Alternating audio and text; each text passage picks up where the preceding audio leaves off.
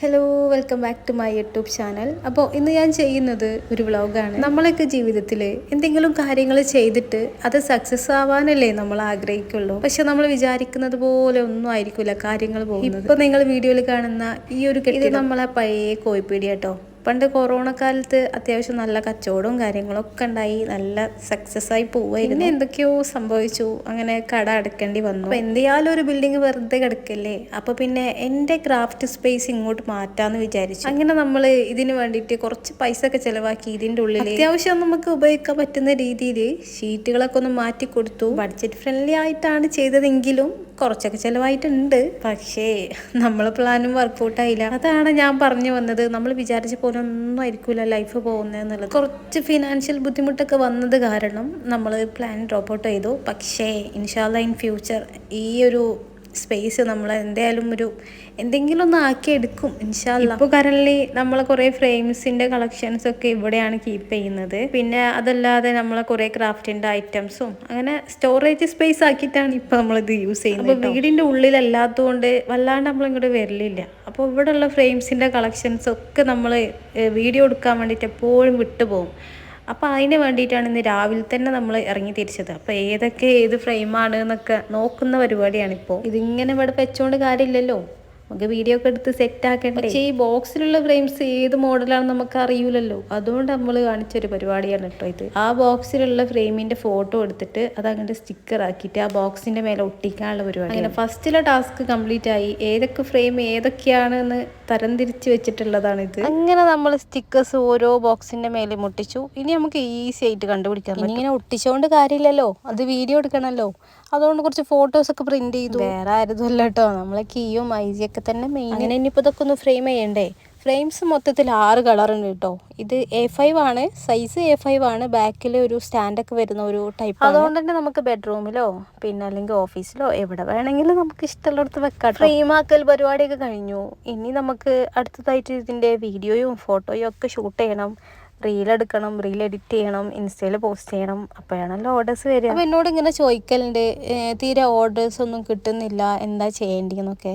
എന്താ ചെയ്യേണ്ടതെന്ന് വെച്ചാൽ ഞാൻ എൻ്റെ ഒരു അനുഭവത്തിൽ പറയട്ടോ, നമ്മൾ റീൽസ് കണ്ടിന്യൂസ് ആയിട്ട് എടുക്കുക, കൺസിസ്റ്റൻസി കീപ്പ് ചെയ്താൽ തന്നെ ഗ്രോത്ത് ഉണ്ടാവുള്ളൂ. ഫൈസി ഇവിടെ വീഡിയോ ഒക്കെ എടുക്കുന്ന തിരക്കിലാണ് കേട്ടോ. എൻ്റെ ക്രാഫ്റ്റ് ബിസിനസ്സിൽ എന്നെ ഏറ്റവും കൂടുതൽ സപ്പോർട്ട് ചെയ്യുന്ന ഒരാൾ ഫൈസിയാണ്. അതിന് ഞാൻ ഭയങ്കര താങ്ക്ഫുൾ ആണ് കേട്ടോ ആളോട്. ഈ വീഡിയോ നമ്മൾ എടുക്കുന്നത് ഒരു ഉച്ചര മുക്കാലട്ടോ, കണ്ടില്ലേ സൂര്യൻ. അങ്ങനെ വീഡിയോ എടുപ്പൊക്കെ കഴിഞ്ഞു. ഇപ്പൊ ഞാൻ ചെയ്തുകൊണ്ടിരിക്കുന്നത് ഒരു വർക്ക് ഉണ്ടായിരുന്നു, ഒരു ഫ്രെയിമിന്റെ, ഒരു A5 പ്രീമിയം ഫ്രെയിമിന്റെ. ഈ ഫ്രെയിം നമ്മൾ നേരത്തെ സ്റ്റിക്കറൊക്കെ ഒട്ടിച്ച് സെറ്റാക്കിയ ആ ഒരു കാറ്റഗറിയില്ലേ, അതിൽ പെട്ടൊരു ഫ്രെയിം ആയിരുന്നു. അപ്പോൾ ഈ ഒരു ഫ്രെയിം കടയിലായതുകൊണ്ട് തന്നെ ഞാൻ വിട്ടുപോയിരുന്നു. കാരണം ഈ വർക്ക് അത്ര അർജന്റുള്ള വർക്കല്ല, ടൈം എടുത്ത് ചെയ്താൽ മതി എന്ന് പറഞ്ഞിട്ടുണ്ടായിരുന്നു. പിന്നെ കൂട്ടത്തിൽ നമ്മളെ മടിയും കടയിൽ പോയിട്ട് തപ്പിയെടുക്കാനുള്ള മടിയും ഒക്കെ കൂടെ ഡിലേ ആയി. എന്തായാലും ഇന്ന് ഞാൻ അതിൻ്റെ പണി തീർന്നു. അങ്ങനെ വർക്കൊക്കെ ചെയ്ത് കഴിഞ്ഞ് വരുമ്പോൾ അമ്മ അരിപ്പായസം ഉണ്ടാക്കിയിട്ടുണ്ടായിരുന്നു. പൈസിൻ്റെ ഇളക്കലൊക്കെ കണ്ടാൽ തോന്നും സ്വന്തമായിട്ട് ഉണ്ടാക്കിയതാണ്, ഉമ്മ ഉണ്ടാക്കിയതാട്ടോ. ഇന്ന് വർക്കൊക്കെ ചെയ്തിട്ട് ഭയങ്കര ക്ഷീണിതയായതല്ലേ,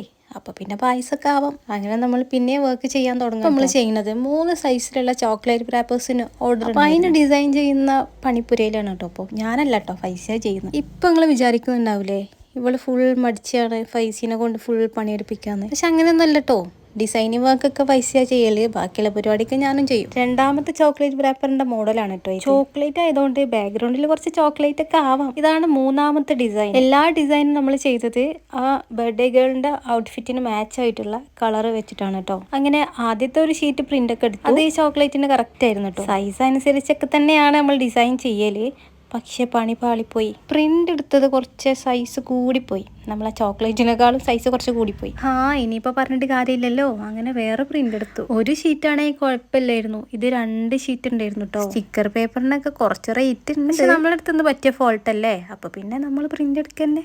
അങ്ങനെ എക്സ്ട്രാ വന്ന വൈറ്റ് പോർഷനൊക്കെ കട്ട് ചെയ്തു. പിന്നെ ഓരോ പീസും സെപ്പറേറ്റ് ആയിട്ട് കട്ട് ചെയ്തു. ഈ ഒരു കട്ടിംഗ് മെഷീന് ഭയങ്കര ടൈം സേവർ ആണ്. ഞാനിത് വാങ്ങിയത് ആമസോണിൽ നിന്നാണ്. ഇതിനെ പറ്റിയിട്ട് ഓൾറെഡി ഞാനൊരു ഷോർട്ട് വീഡിയോ ഇട്ടിട്ടുണ്ട്. പക്ഷേ ബിഗിനേഴ്സ് ആയിട്ടുള്ള ആൾക്കാരോട് ഞാനൊരു കാര്യം പറയട്ടെ, ഈ വക ഐറ്റംസ് ഒന്നും ഇല്ലെങ്കിലും നമുക്ക് വർക്കൊക്കെ ചെയ്യാം. ഞാനിപ്പോൾ ഏകദേശം ഒരു 7 വർഷമൊക്കെ ആയിട്ടുണ്ടാവും ക്രാഫ്റ്റ് വർക്ക് ചെയ്യാൻ. തുടക്കത്തിലൊന്നും ഞാൻ ഇങ്ങനത്തെ ഐറ്റംസ് ഒന്നും ഉപയോഗിച്ചിട്ടില്ല. അന്ന് എൻ്റെ അടുത്ത് വെറും സിസേഴ്സും സ്കെയിലും മാത്രം ഉണ്ടായിട്ടുള്ളൂ. ബേസിക് ആയിട്ട് നമുക്കത് രണ്ടും മതി. പിന്നെ നമ്മളെ ബിസിനസ് ബിസിനസ് വളരുന്നതിനനുസരിച്ച് ഓരോ ഐറ്റംസ് ഒക്കെ വാങ്ങാം. അപ്പൊ ഇങ്ങനത്തെ ഐറ്റംസ് ഒന്നും ഇല്ലാന്ന് വിചാരിച്ചിട്ട് യാതൊരു കുഴപ്പമില്ല കേട്ടോ. പിന്നെ നമ്മളൊരു ബിസിനസ് ഒക്കെ സ്റ്റാർട്ട് ചെയ്യുമ്പോൾ തുടക്കത്തിൽ ഒരുപാടൊന്നും ഇൻവെസ്റ്റ് ചെയ്യരുത്. നമ്മളെ കയ്യിലുള്ള ഐറ്റംസ് ഒക്കെ വെച്ചിട്ട് ആദ്യം നമ്മൾ തുടങ്ങാം. പിന്നെ ഓർഡേഴ്സ് ഒക്കെ കിട്ടുന്നതിനനുസരിച്ച് നമുക്ക് ഓരോന്നോരോന്നായിട്ട് വാങ്ങാം. ഇപ്പൊ ഞാൻ ഈ കട്ട് ചെയ്തുകൊണ്ടിരിക്കുന്ന ഈ ഒരു സിസറിൽ ഇത് ഞാൻ തപ്പി വാങ്ങിയൊരു സിസറാണ്. ഇതിന്റെ ഒരു പ്ലാസ്റ്റിക് ടൈപ്പ് എന്റെ അടുത്തുണ്ട്. പറഞ്ഞിട്ട് എന്താ കാര്യം, തീരെ പെർഫെക്ഷൻ കിട്ടണ്ടേ. സംഭവം അത് നമുക്ക് ബഡ്ജറ്റ് ഫ്രണ്ട്ലി ആയിട്ടുള്ള സിസറൊക്കെ ആണ്. പക്ഷെ പറഞ്ഞിട്ട് കാര്യമില്ലല്ലോ, നമ്മൾ ചെയ്യുന്ന വർക്ക് നീറ്റായി കിട്ടണ്ടേ. അപ്പൊ പിന്നെ ഒന്നും നോക്കിയില്ല, ആമസോണിൽ നിന്ന് ഇതങ്ങോട്ട് വാങ്ങി. ഇതിന്റെ എഡ്ജ് ഇങ്ങനെ കട്ട് ചെയ്യാനേ ഞാനും പൈസ എപ്പോഴും മതി. ഈ ഒരു സംഭവം ചെയ്യാനേ ഭയങ്കര സാറ്റിസ്ഫൈങ് ആണ്. അതന്നെ കാര്യം. അങ്ങനെ നമ്മൾ ചോക്ലേറ്റിന്റെ വർക്ക് ഒക്കെ കഴിഞ്ഞു.